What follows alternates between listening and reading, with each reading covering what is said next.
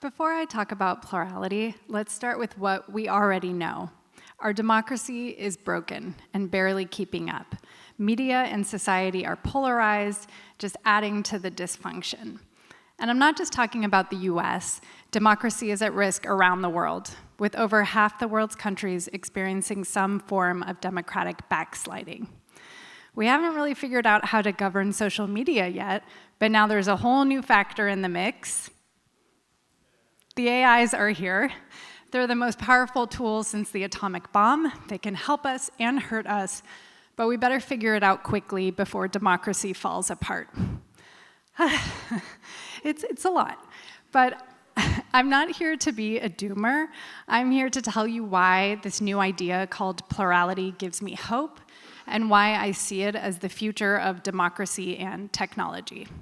So what is plurality? Plurality is an emerging field focused on human cooperation at scale.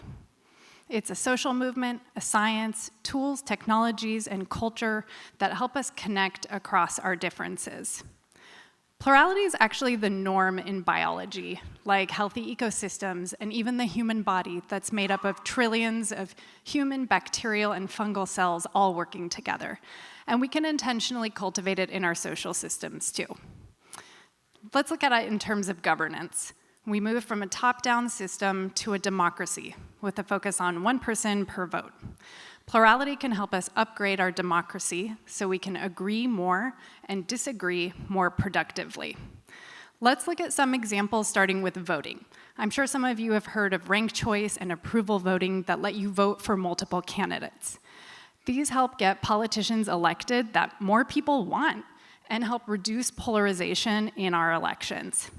There's also quadratic funding. Instead of dollar-for-dollar matching, it optimizes for projects with lots of small donors, as opposed to those with just a few big ones.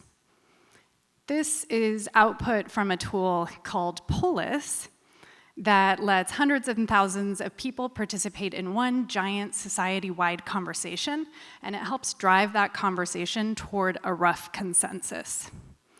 There's also the in-person version of that called a citizen assembly that brings together a representative group of people, helps them get past polarized debate so that they can help shape policy. This next example, I am sure some of you have seen before. It is a tool called Community Notes, and it helps promote tweets that are agreed on by groups of users that typically disagree with each other. So it helps reduce polarization online by promoting unifying content. What all these examples have in common is that they help us get to deeper layers of agreement that already exist between very big groups of very different people. So plurality is starting to play out on the world stage too.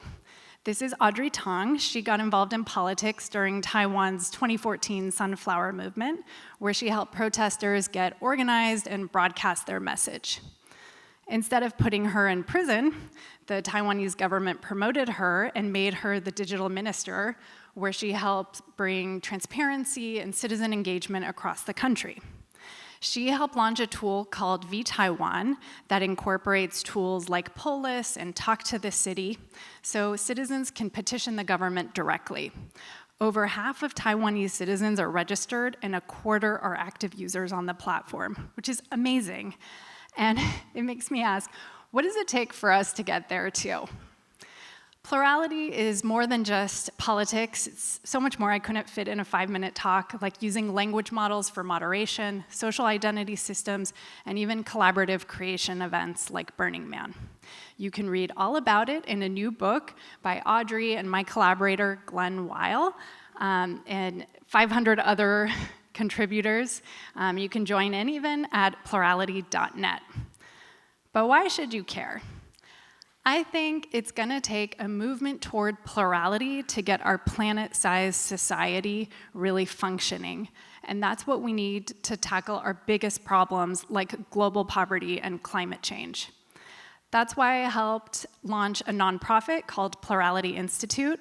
We're a hub for researchers across disciplines and practitioners who are building tools and technologies for plurality. You can check us out at plurality.institute. You can contact me through the site, and I hope that you will make Plurality your North Star and join us. Thank you.